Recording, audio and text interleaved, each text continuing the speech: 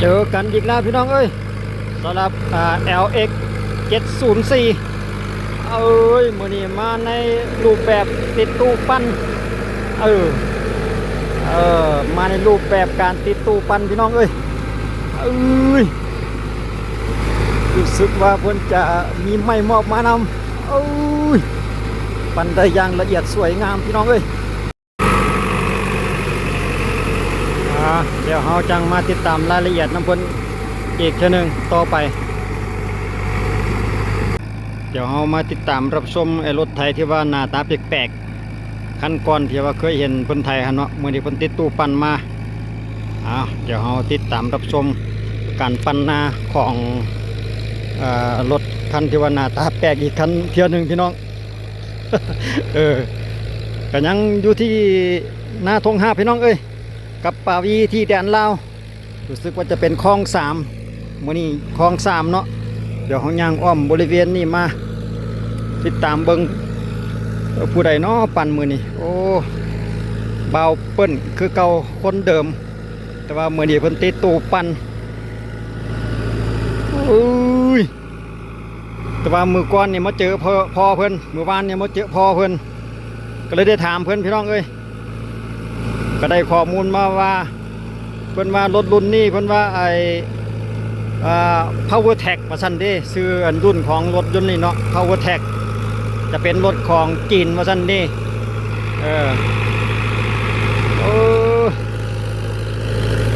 รถมาจากประเทศจีน PowerTech จักกี่แม่นแท้บ่หรือจังไดก็บ่แน่ใจเพิ่นบอกมาแบบนั้นพี่น้องเอ้ยเว้าสู่ฟังหรือว่าผู้ใดที่ว่าพอฮู้ว่ารถรุ่นนี้เป็น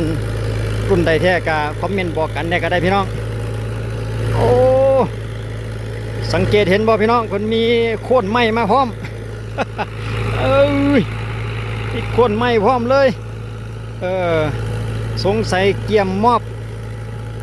เบิ่งก่อนว่าเพิ่นจะปั่นแนวใดปั่นแล้วเลยบ่หรือว่าปั่นไว้ปั่นแช่น้ำเพราะว่าอยู่เขตนี้เพิ่นมักปั่นปะไว้คืนนึงหรือว่ามื้อนึง2มื้อแล้วจังค่อยมามอบตามหลังแบบนั้นนะเดี๋ยวให้เพิ่นไปอีกรอบนึงก่อนจักสิย่างตามหลังเบิ่งลีลาการปั่นของเพิ่น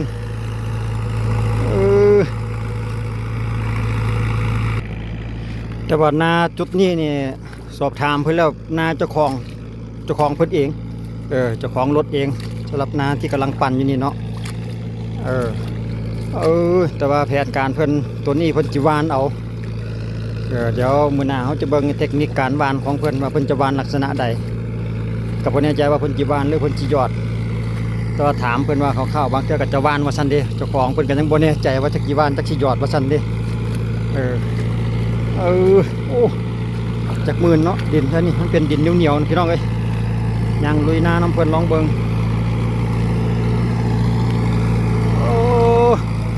สังเกตเห็นเพิ่นเปิดท้ายรู้สึกว่าเพิ่นจะเปิดท้ายพี่น้องไอ้ฝากระโปรงของไอ้โรตารี่น่ะเด้เพิ่นจะเปิดฝาขึ้นแสดงว่าเพิ่นอาจจะปั่นปะไว้ก่อนบ่หรือจังใดนี่แหละโอ้ไวเว้ยไปนำบ่ทันย่างบ่ทันละ ไวเกินบ่แม่นรถไฟดอกอันเฮาพี่นะมันย่างบ่ได้นะคนพี่นะ มันมึนเดี๋ยวให้เพิ่นไปจักรอบนึงก่อนเพิ่นบอกว่า PowerTech ว่าซันเดย์คิดว่าน่าจะเป็น70แรงม้าพี่น้องสำหรับรถรุ่นนี้เนาะ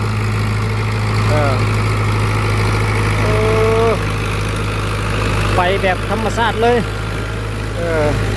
คิดว่าน่าจะเป็นเกียร์หนึ่งว่าสันเธอเคยถามเพื่อนตอนไทยก็จะไปซ้ำกันนี่แหละเราไปเกียร์หนึ่งเปิดฝาท้ายโคตรไม่กับคนปักใหญ่เลยเนาะ โอ้คือว่าปั้นได้ละเอียดอยู่ได้พี่เปิดฝาของรถตัวนี้เลย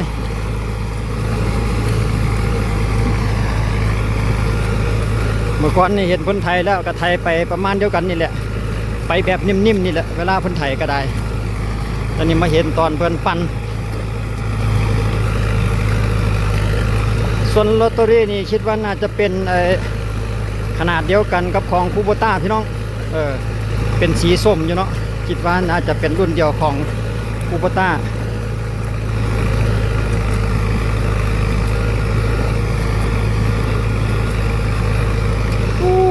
ได้เรื่องเดี๋ยวเรามารอติดตามอีก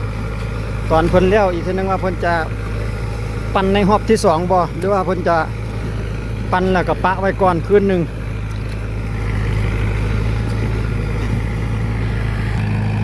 มากลับมาแล้วหลังจากเพิ่นไปอวยยังนำบ่ไหว ยังลุยสมลายกับเมื่อยเด้อพี่น้องเอ้ย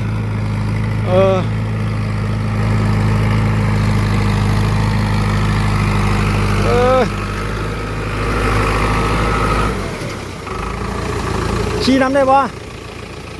ลองนำมึงจะหอบนึงอยู่นะเราปั่นเท่าไหร่ปั่นแล้วเลยวะหรือว่าปั่นไว้ก่อนปั่น2เราไว้ก่อนเราบ่ทันได้มอบที่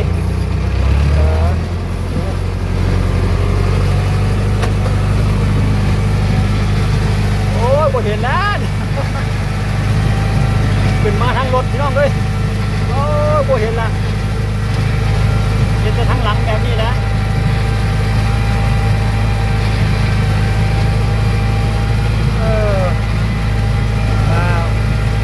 บ่ละเอียดปานใดบ่เห็นลีลาการปั่นเพราะว่ามันบังอยู่เนาะคือว่าตะกี้เห็นบ่เห็นซ้ำรู้สึกแล้วเพิ่นปั่น2เราว่าซั่นเด้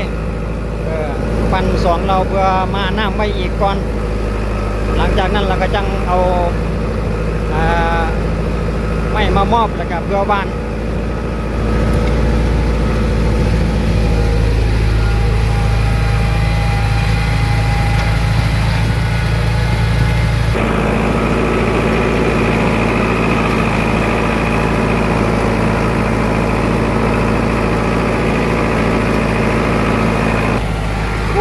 ไหว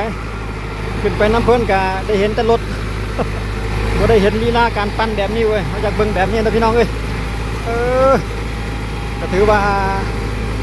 โอเคคือกันสำหรับงานปั่น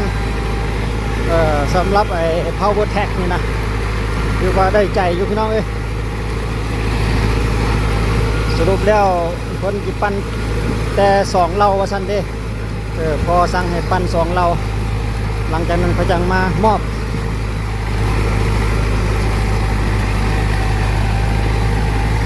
ก็จะมีประมาณนี้แหละพี่น้องเอ้ยสำหรับตู้ปั่นของรถหน้าตาแปลกๆทีแรกเขาเอิ้นมารถหน้าตาแปลกๆเพราะว่าอยู่ลาวเฮานี่จะเห็นมีแต่คันเดียวได้พี่น้องเลยบ่แน่ใจว่าทางอีสานบ้านเฮาจะมีบ่น้อรุ่นแบบนี้พี่น้องทางฝั่งไทยแถวภาคกลางคิดว่าเพิ่นน่าจะมีรถของจีนรุ่นนี้เนาะไอ้รุ่นก็ว่าเป็นรุ่นเก่าก็ว่าได้แหละสำหรับไอ้รถจีนประเภทนี้เนาะแต่มาใส่งานดีแล้วก็เพิ่นว่าอยู่ลาวนี่อะไรยังมีว่าซั่นเด้อะไรหาบ่ยากดอกสำหรับรถรุ่นนี้ว่าซั่นเด้สำหรับโซเฟอร์นี่ก็ไอ้เบาเปิ้ลเนาะเป็นลูกชายของเพิ่นเองอยู่เขตคงคาบมีทั้งรถเกี่ยวและมีทั้งรถไถรถดำนาก็มีสำหรับกิจการของเพิ่นนี่เนาะอยู่เขตคลอง2คลอง3นี่แหละพี่น้องเอ้ยถือว่าคักหลายเอาเป็นจังได เป็นยัง เอาเฮ็ดจะได้อีกปั๊บว่ายังบ่คักใจอยู่อะเบิ่งก่อนน้องเอ้ยมันสิเฮ็ดหยังเนาะนี่เป่งน้ำมันนี่ออกนี่วะตัวนี้นี่วะโอ้ยบ่มีผู้ช่วยสำหรับบ่เฮ็ดเวียกผู้เดียวน่ะระวังเด้ เพิ่นสิปล่อยน้ำมาซั่นเด้มีเสียมมาพร้อมถือโอกาสได้พักผ่อนไปนำทั้งรถทั้งคน เอามอบหน้าที่ผู้เดียวเจ้าทั้งควบคุมน้ำทั้งขับรถเบาเปิ้นสำหรับลูกชายเพื่อนมาปั่นนาในมื้อนี้เนาะเบิ่ เบิ่งพี่น้องจนเลี้ยวบ่เห็นฮอดสีรถ ขี้ตมขี้ตมโอบรถจนบ่เห็นฮอดโตรถเบิ่งดุมยางสังเกตดุมยางเพิ่นสุดยอดเลย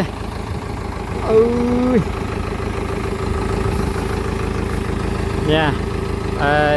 LX 704นี่แหละรุ่นเก่าที่ว่าตัวนั้นเคยเห็นเพิ่นไถนาพี่น้องแล้วมื้อนี้เฮามาเห็นเพิ่นปั้นติดตู้ปั้นก็ถือว่าประทับใจคือกันสำหรับติดตู้ปั้นนี่ปั้นได้ละเอียดอย่างนิ่มนวลเพราะว่าเพิ่นว่าตีนรุ่นนี้หน้ามันน้อยเพิ่นว่าหน้ามันน้อยแล้วก็เวลาแล่นมันจะบ่เป็นห้องใหญ่เพิ่นว่าเด้ปั้นได้ละเอียดดีกว่ารถตีนใหญ่ๆว่าซั่นเด้หน้ามันน้อยสังเกตเบิ่งกระจินแม่นคือความเราแหละหน้ามันน้อยๆนึงนะแต่ว่าเรื่องดุมยางนี่บ่ให้เว้าเลยสุดยอดบ่แข็งๆพุ่นนะดุมยางเพิ่นก็ได้ก็อยู่ประมาณนี้เนาะสำหรับรถไถนาตาแปลกๆ เคยเอื้อนว่ารถไถนาตาแปลกสุดยอด